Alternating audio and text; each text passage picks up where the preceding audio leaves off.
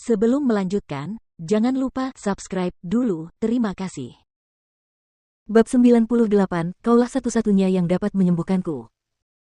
Setelah 2 jam, meskipun Lu Jingli sudah berkorban dengan gagah berani, dia tidak bisa mengeluarkan apapun dari bocah Jiang Muye itu sebelum akhirnya pingsan karena mabuk. Sebenarnya, Jiang Muye sudah menghembuskan nafas terakhirnya, tetapi mengetahui bahwa Lu Jingli ingin menginterogasinya, dia bertahan sampai sekarang. Sulit rasanya memiliki paman yang suka bergosip.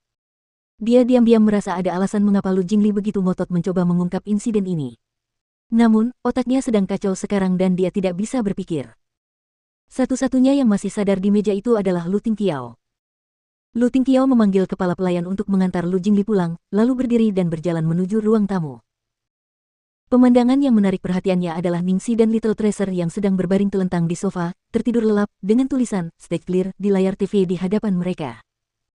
Lu Tingqiao meringankan langkahnya dan berjalan mendekat. Gadis itu menggendong roti kecil berwarna putih dan lembut di tangannya.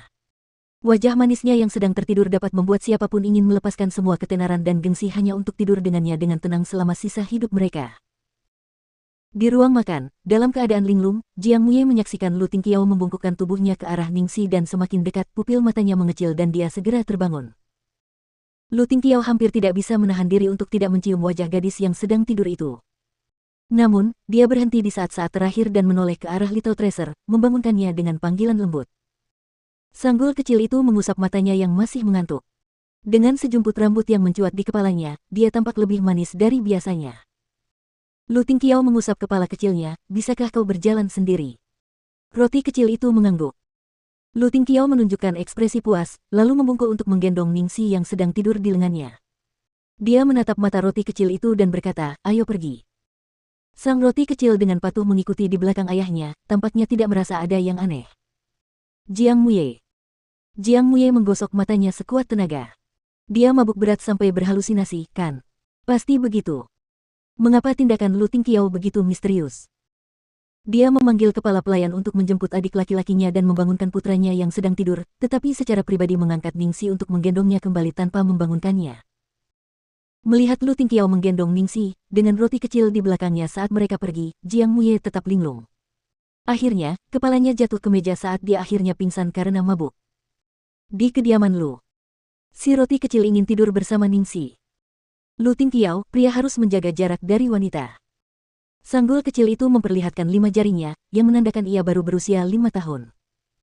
Lu Tingqiao mengangguk, bagus sekali. Kau sadar bahwa kau bukan lagi anak berusia 3 tahun, tetapi orang dewasa berusia 5 tahun. Sekarang kembalilah ke kamarmu sendiri untuk tidur. Roti kecil.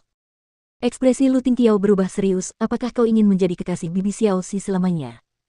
Aku hanya bisa mempertahankannya selama 3 bulan lagi. Jika aku tidak bisa menikahinya saat itu, dia akan meninggalkanmu selamanya.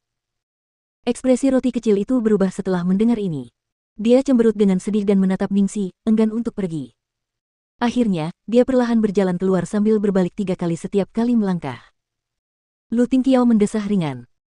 Meskipun Little Tracer adalah sekutu terbesarnya, ia juga merupakan rintangan terbesar. Untunglah ia akhirnya berhasil meyakinkannya untuk saat ini. Lu Tingqiao membaringkan Ningxi dengan lembut di tempat tidur dan membantunya melepaskan sepatu sebelum memanggil salah satu pelayan wanita untuk mengganti pakaiannya. Saat linglung, Ningxi merasa bahwa dia entah bagaimana telah kembali ke tempat tidur yang empuk. Bahkan ada sosok yang samar-samar di depan tempat tidur. Dia mengulurkan tangannya ke arah sosok yang agak dikenalnya itu, masih sedikit kabur dan mengantuk. Lu Tingqiao, apakah kamu tidur sambil berjalan lagi? Tercengang dengan sentuhan itu, Lu Tingqiao membeku sesaat sebelum telapak tangannya yang besar menutupi tangan kecilnya yang hangat, ya. Ningxi mengerutkan kening sambil bergumam, ini adalah penyakit, kamu harus mengobatinya.